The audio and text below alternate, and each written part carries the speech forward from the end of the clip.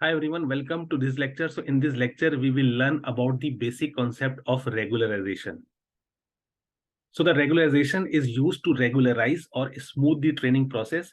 Regularization forces models to learn regular patterns rather than doing extra learning. Regularization helps the model to generalize well on unseen data. So what is happening over here is basically in the overfitting model, we have learned that overfitting model tries to learn too much about the patterns of the data. So regularization forces the model to learn only the regular pattern rather than doing extra learning. So if a model is not doing extra learning, so we will hope that it will perform well on unseen data, that is on our test data. So what actually regularization is doing?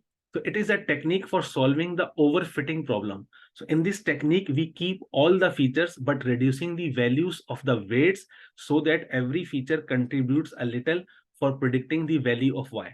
So what happens if we have large number of features? In that case, few of the features will have high magnitude and they will be called as dominant features. So they will try to dominate or they will try to influence more on the output value. In that case, we will try to reduce the weights associated with those dominant features so that every feature can contribute equally in order to predict the value of y. By doing this, we will be able to avoid the overfitting. That is, we will make sure that every feature contribute equally in order to predict the value of y and no feature influence on the value of y. So we penalize the higher values of features by making the values of weights smaller. So those features which has high value will tend to influence more on the output value. So we will reduce the value of the weights associated with those features. And by doing this, we will be able to avoid the overfitting. So how we will do in terms of mathematics? So we know that this is our least square method.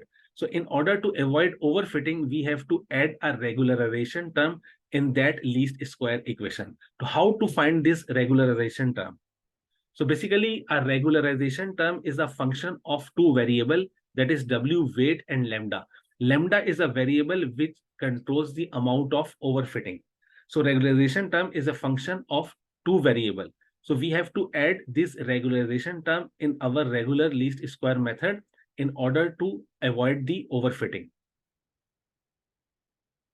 Now, before adding a regularization term to our least square method, we need to understand two definitions that will be helpful in order to understand the different types of regularization.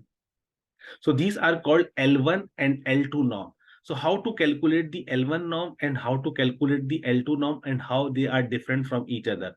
Suppose we have a point in XY axis and the coordinates of point are 3 and 4. It means a point is at a distance of 3 from the origin along the x-axis and it is at a distance of 4 along the y-axis. So if I want to calculate the distance of this point from the origin, then I can use both L1 norm and L2 norm. So how to find the distance with L1 norm? So in L1 norm, we will calculate the absolute value of the distance and then we will add those distances.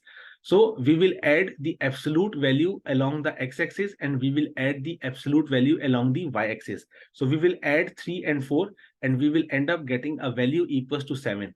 So 7 will be the value which we have calculated using L1 norm. Now how to calculate L2 norm? So in order to calculate L2 norm, what we do, we will square the value of the distances, then we will add them, and finally we will calculate the square root of the distance.